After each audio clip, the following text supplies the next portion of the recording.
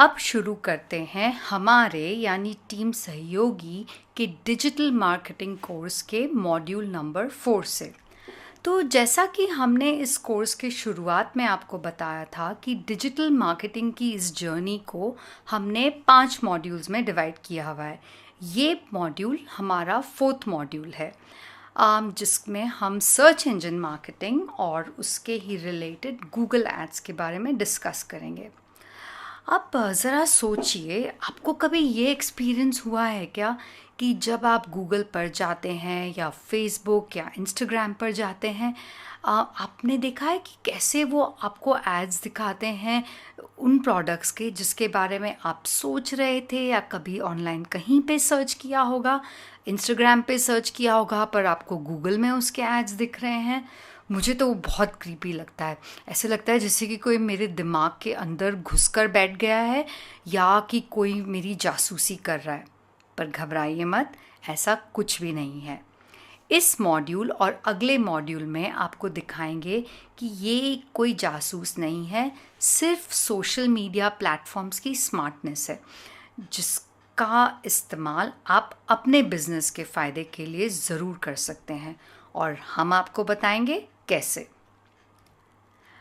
अब इस मॉड्यूल में हम आपको सर्च इंजन मार्केटिंग और उसके रिलेटेड कई टर्मिनोलॉजीज़ के बारे में समझाएंगे और उनमें क्या फ़र्क होता है ये बताएंगे, और गूगल एड्स कैसे काम करते हैं, किस तरह से गूगल एड्स के कैंपेन सेटअप होते हैं और किस तरह उनको यूज़ करके हम अपनी ऑनलाइन प्रेजेंस बढ़ा सकते हैं, ये भी बताएंगे। SEO, SEM, PPC, I know exactly my expression. जब मैंने इसके बारे में पढ़ा तो मेरा भी यही एक्सप्रेशन था। पर सबसे पहले तो इन टर्म्स का मतलब समझते हैं, इनको डिफ़ाइन करते हैं। SEO हमने मॉड्यूल 3 में पढ़ा था, इसके बारे में वो सर्च इंजन ऑप्टिमाइजेशन है। SEM जो इस मॉड्यूल में हम पढ़ने जा रहे हैं वो है सर्च इंजन मार्केटिंग, और PPC है पे पर क्लिक।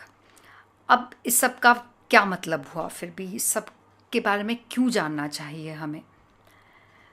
तो सबसे सिंपल टर्म्स में SEO और PPC साथ मिला के SEM होता है, यानी कि सर्च इंजन मार्केटिंग के 2 भाग हैं, SEO और PPC। अब क्योंकि आपकी डिजिटल दुनिया में टॉप क्लास की मार्केटिंग करना चाहते हैं आप, और सर्च इंजन्स इस डिजिटल दुनिया,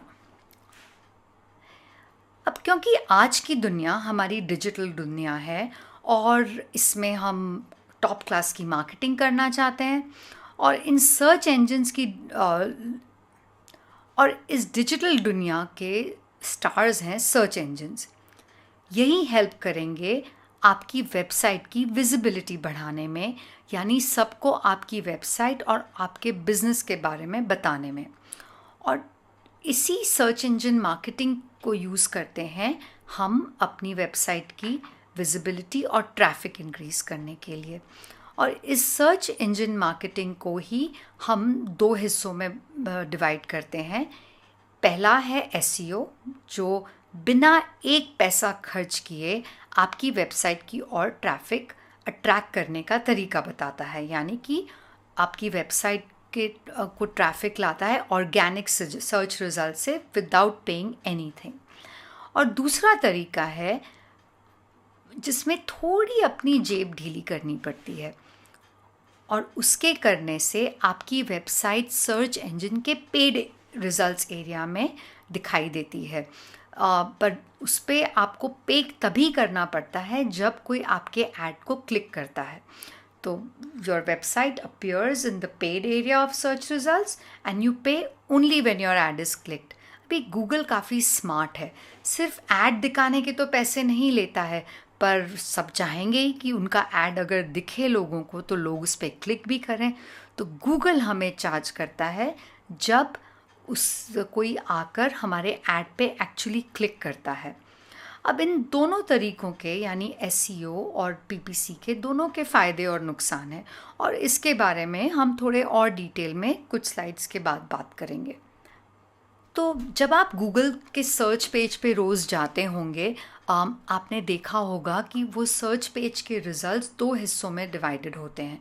ये सबसे ऊपर वाला हिस्सा होता है स्पॉन्सर्ड सर्च रिजल्ट्स का, यानी कि जिन लोगों ने अपने एड्स के लिए पे किया है गूगल को, उनके रिजल्ट्स इस स्पॉन्सर्ड सेक्शन में दिखते हैं। और बाकी रिजल्ट्स जो लोगों ने सर्च इंजन ऑप्टिमाइजेशन के द्वारा ऑप्टिमाइज़ किए हैं, वो इस नीचे वाले सेक्शन में दिखते हैं।